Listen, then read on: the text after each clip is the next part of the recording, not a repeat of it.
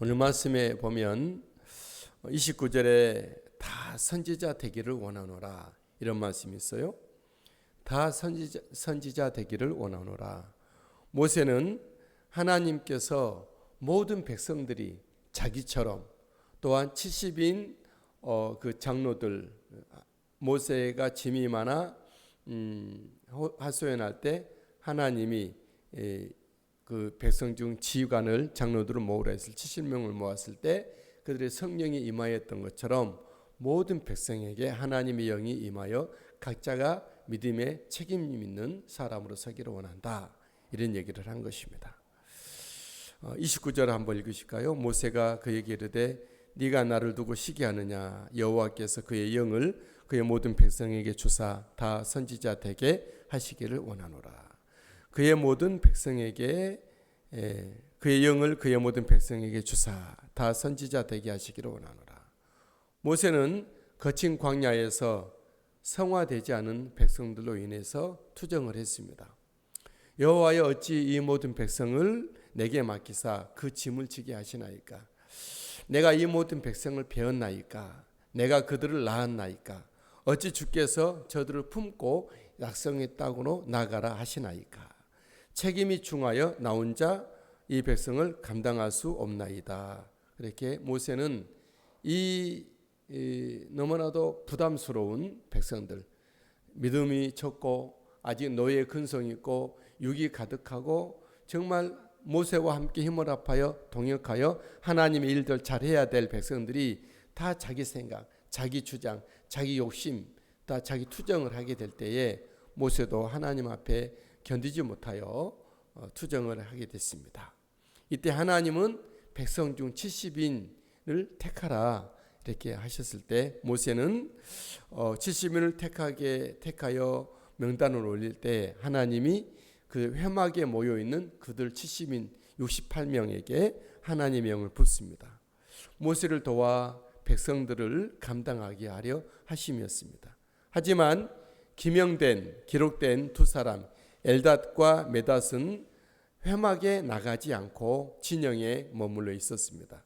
그들은 족장의 우두머리로서 마땅히 부르심의 회막으로 나가서 거기 함께 하나님의 영을 받는 대열에 동참해야 되지만 모세의 제안과 하나님의 부르심을 거부한 그들이었습니다. 그런데 하나님은 그들에게도 심판이 아니라 하나님의 영을 내려주셨습니다. 26절 그 기명된 자 중 엘닷이라는 자와 메닷이라는 자 두 사람이 진영에 머물고 장막에 나가지 아니하였으나 그들에게도 영이 임하였으므로 진영에서 예언을 한지라. 하나님은 왜 이 말을 듣지 않는 모세의 말을 거부하고 있는 지도자의 말을 거부한 것은 바로 이 전쟁터인 총살인데 또 우리 어떤 공동체를 이끌어갈 때 지도자의 말을 듣지 않고 혼자 개인 행동하는 사람들은 정말 그 지도자들이 힘을 빼는 사람들 아닙니까? 이 두 사람을 하나님은 심판하지 아니하시고 똑같이 하나님의 영을 부어주셨습니다. 이것은 뭐냐 그러면 두 가지 이유인데 첫 번째로는 메닷과 엘람 이 사람들은 백성의 우두머리 현직 그들은 말을 듣고 있지는 않지만 현직 백성의 족장의 우두머리이기 때문에 그들을 이끌어야 백성들을 이끌 수가 있기 때문에 그런 거죠. 또 한 가지는 모세가 이름을 올린 것을 하나님은 인정한 것입니다. 그래서 하나님은 그들에게도 하나님의 영을 부어 주셨던 것이죠. 그 두 사람 엘닷과 메닷이 진중에서 모세의 말을 듣지 않고 개인 행동을 했지만 그는 자기 장막에 머물러 있지만 그들에게도 하나님의 영이 임하였다 이렇게 알립니다.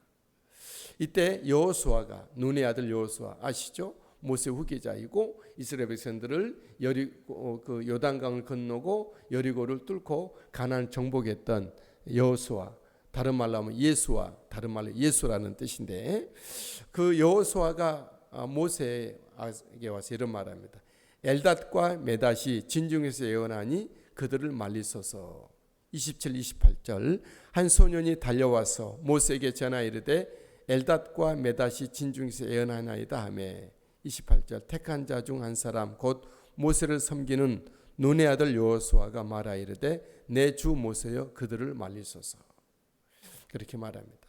여호수아 입장에서는 이 두 사람이 이렇게 말을 듣지 않고 예언을 나름대로 하니 뭔가 모세의 그 리더십에 좀 부담이 되겠다 이런 생각을 했는지, 아니면 모세의 다음 말에 우리가 눈여겨볼 때 여호수아는 뭔가 이 사람들이 좀 자기의 어떤 영향력에서 좀 반하는 사람이 아닐까 생각을 해서 어떤 시기하는 마음으로 그랬는지도 모르겠어요.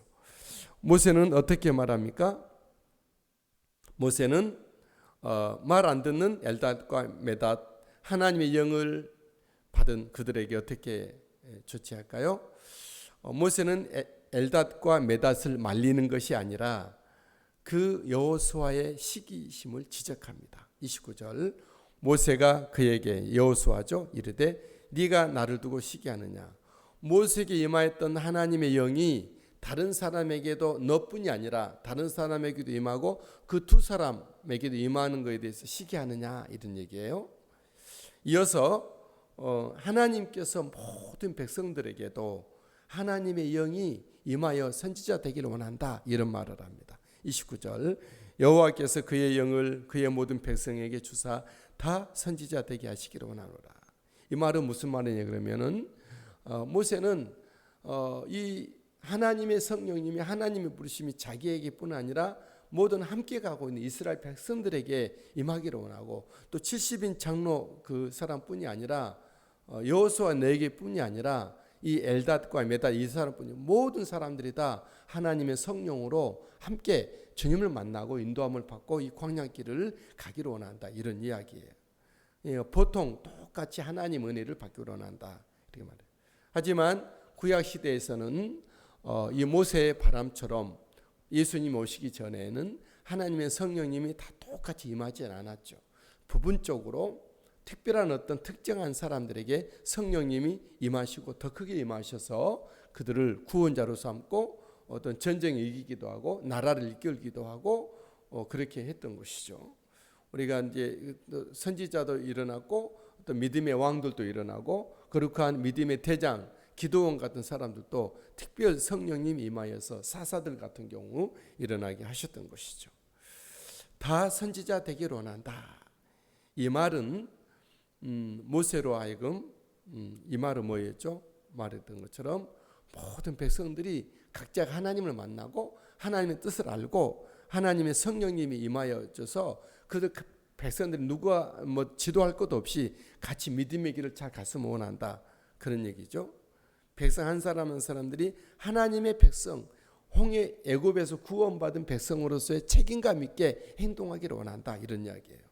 그런데 모세의 이 바람은 예수님이 이전에 나타나진 않았고 예수님이 이후에 모든 각 사람에게 하나님의 성령님이 임하여졌습니다.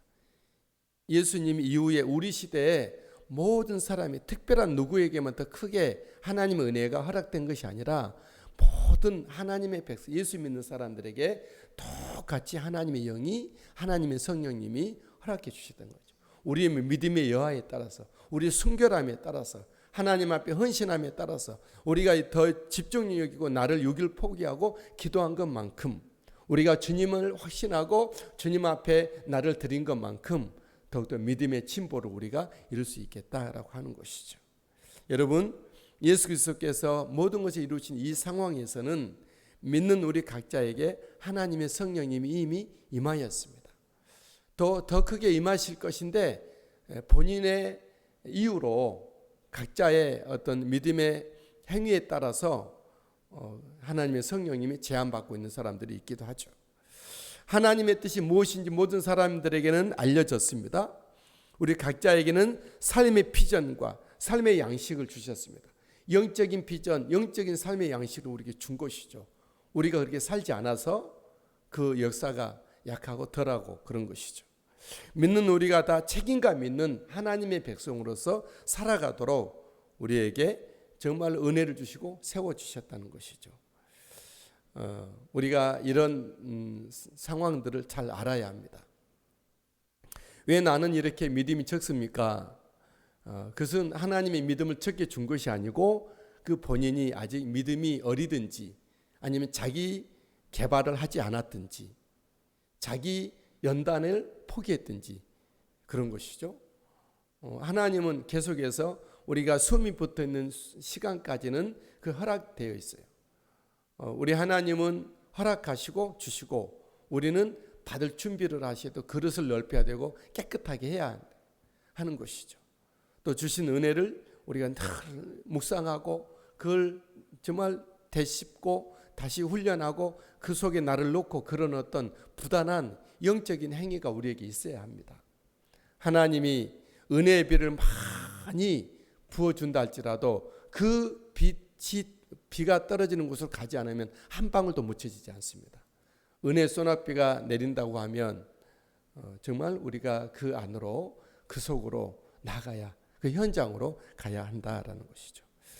이스라엘에게는 아직 그런 은혜가 보류되었습니다. 예수님 오시기까지. 지도자 모세에게 하나님의 영이 임하였고 지도자 모세의 요청에 의해서 엘람과 메닷을 포함한 70인 장로에게 임했습니다. 보통 이스라엘 백성들은 저들의 돌봄을 통하여서 하나님의 인도함을 받게 되는 정도였다고 하는 것이죠. 저 여러분들하고는 다르죠. 저 여러분들에게도 물론 우리들 앞에 영적인 리더십 있고 영적 지도자들이 있어서 우리 인도하지만 이스라엘 상황과는 다르죠. 각자가 기도할 수 있고 각자가 주님을 만날 수 있고 각자가 주님의 인도하심에 따라 책임감 있게 영적인 삶을 살아갈 수가 있고 이 광야 같은 믿음의 이 삶을 좀 믿음으로 뚫고 돌파하고 나갈 수가 있겠다 하는 것이죠. 각자가 직분에 상관없이 하나님의 성령이 충만함을 얻어서 거룩한 하나님의 빛을 발하는 리더십을 발휘할 수가 있다라고 하는 것이죠. 대신 이스라엘 백성들에게는 모든 모세의 바람과 달리 이스라엘 백성들에게는 탐욕의 이스라엘 백성들, 육의 이스라엘 백성들에게는 그들의 탐욕에 대해서 욕심에 대해서는 진노와 재앙을 보냅니다. 그들은 이 광야에는 고기가 없다 울부짖었던 그들이었습니다. 그들에게는 고기는 없었어도 하나님이 있었잖아요. 그들에게는 파 마늘은 없었어도 하나님의 불기둥과 구름기둥이 있었잖아요. 성막이 있고 성막이 있고 하나님의 율법이 있었고 거룩한 하나님의 좀 모세가 있었잖아요. 하나님 지팡이를 가진. 근데 그걸로 그는 충분하고 만족하고 할렐루야 하면서 그렇게 주님을 따라야 됐지만 그들은 고기가 없다. 우리가 여기서 죽는다. 애굽이 좋다. 애굽에서는 부족함이 없었다 하면서 그들은 울부짖었던 하나님을 멸시했던 그들입니다. 근데 그들에게는 그들의 요구대로 하나님 고기를 메추라기를 보내시고 진노와 재앙도 함께 더하십니다. 31절 바람이 여호와에게서 나와 바다에서부터 메추라기를 몰아 진영 곁 이쪽 저쪽 곧 진영 사방으로 각기 하루길 되는 지면 위 2규빗쯤에 내리게 한지라. 32절 백성이 일어나 그날 종일 종야와 그 이튿날 종일토록 메추라기를 모으니 적게 모은 자도 10 호멜이라.